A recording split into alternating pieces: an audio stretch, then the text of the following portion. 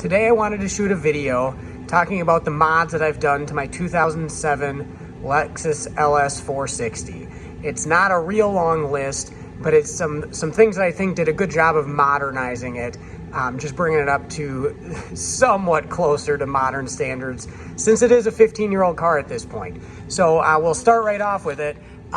First thing I did was I got the windows tinted. I've just got 35% tint on it, and sitting in here, it really doesn't look very dark at all.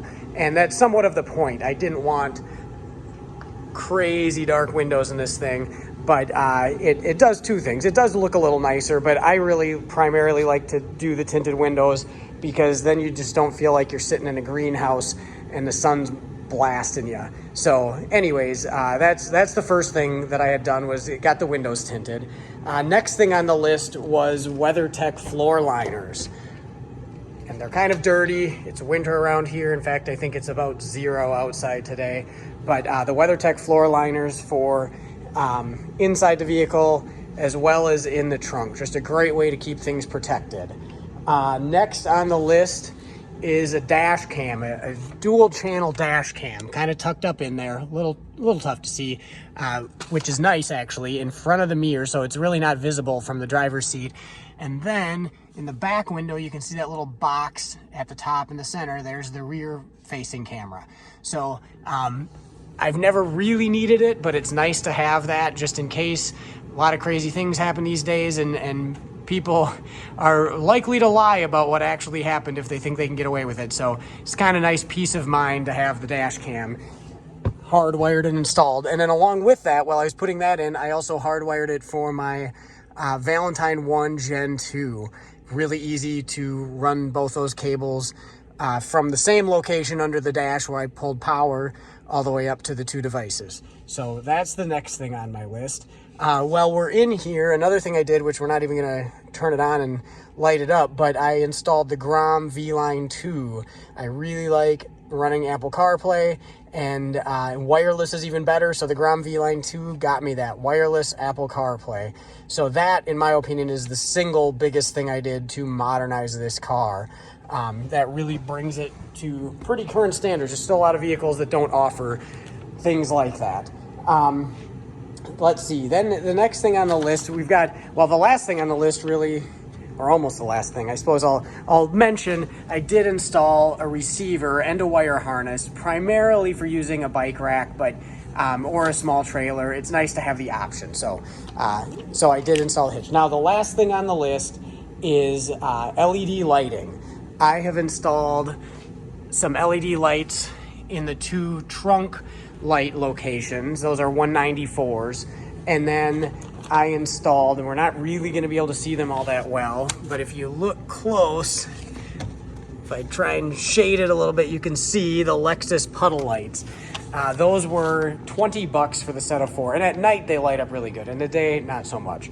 But I installed those, and then I tried to install some LED turn signal bulbs in the back here. It actually takes 2 bulbs on each side, and I got the hyper flash when I did it. I'll put links to all the bulbs I've run in this thing, so you can see exactly what I'm running. So the rear was not successful, but the front was successful. We'll turn on some lights here. I should have the parking lights on.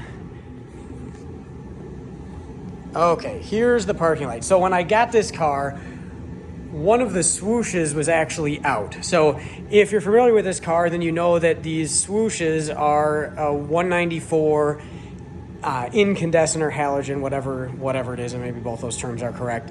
But they're just like a soft white color, and one of them was out, and they're a pain to get to. I was kind of hoping the second one was just going to burn out, but it annoyed me before it burned out. So I replaced them with 194 amber LEDs, and that to me was a big improvement. It really looked terrible having the HID lights and then having the standard white, well, not even more yellow 194s just was kind of a mismatch and really dated the car. So these amber swooshes really brought it to modern standards, in my opinion. I didn't mess with the 194s on the side here. That might be another nice upgrade, but to me, those swooshes were the big one.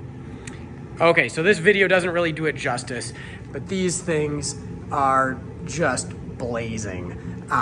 Really nice. Everybody's for sure gonna know where I am turning, which direction I'm planning on heading. So this was another really nice upgrade to do.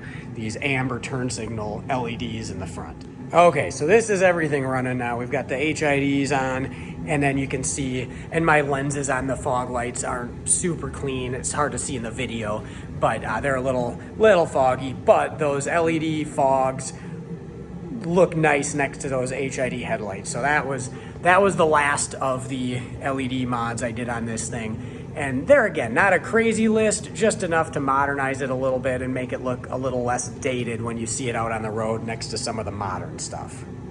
So hopefully that covers everything I've done here. There again, nothing groundbreaking, but just some nice minor updates. Didn't spend a lot of money, spent most money on the Grom VLine2. That's another story.